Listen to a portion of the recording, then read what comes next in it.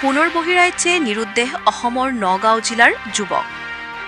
নগাঁও জিলাৰ বটদ্ৰৱা আৰক্ষী থানাৰ অন্তৰ্গত হাইডুবি গাঁৱৰ নুৰ মহম্মদৰ পুত্ৰ আমিৰুল ইছলাম 2 মাহ পূৰ্বে কৰ্মসূত্ৰে গৈছিল বহিৰাজ্যে কেৰালাত। কাম কৰি ঘৰলৈ আহি থকা অৱস্থাত তামিলনাডুৰ এখন ৰেল ষ্টেচনৰ পৰা নিৰুদ্দেশ হোৱা বুলি পৰিয়ালৰ লোকে জানিবলৈ দিয়ে। যুৱকজন নিৰুদ্দেশ হোৱা প্ৰায় এমাহ হৈ পৰিছে। এতিয়া চিন্তিত হৈ পৰিছে পৰিয়ালৰ লোক। পৰিয়ালৰ লোকে অনুৰোধ জনাইছে, যদি কোনো লোকে যুৱকজনৰ সন্ধান পায় সকলোৱে 730609047 আৰু 9101851352 নম্বৰ অথবা আৰক্ষী থানাত যোগাযোগ কৰিবলৈ আহ্বান পৰিয়ালৰ।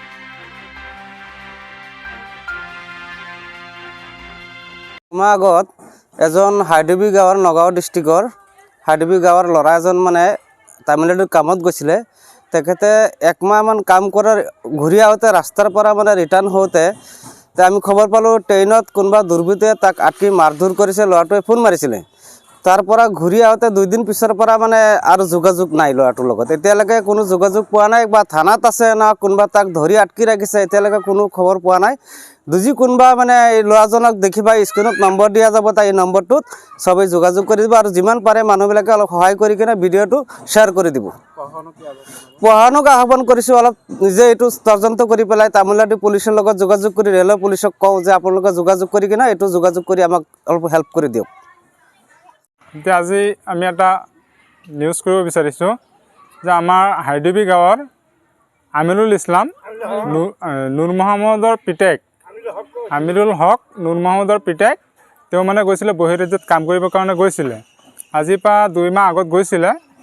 আজিৰ পৰা আমি 2 মাহ যোৱাৰ পিছত সি 1 মাহ কাম কৰি উভতি অহাৰ সময়ত আমি লাষ্টত গম পাওঁ যে সি উভতি আহি আছে। সি ফোন কৰিছিলে ঘৰত। আজিৰ পৰা 1 মাহ আগত আৰু তাৰ খবৰ খাতি নাই। লাষ্টত তাৰ খবৰটো পালোঁ তামিলনাডু। ইয়াৰ পিছত আৰু আমি খাই খবৰ একো নাপাওঁ। আমাৰ ঘৰটো হ'ল আপোনাৰ হাইডুবি, থানা বটদ্ৰৱা, ডিষ্ট্ৰিক্ট নগাঁও। আৰু যদি কোনোবাই এইজন মানুহক যদি কোনোবাই পায় তেতিয়াহ'লে আপোনালোকে আমাৰ স্ক্ৰীণত দিয়া এটা ফোন নাম্বাৰ থাকিব, ফোন নাম্বাৰত যোগাযোগ কৰি দিব, অলপ হেল্প কৰিব।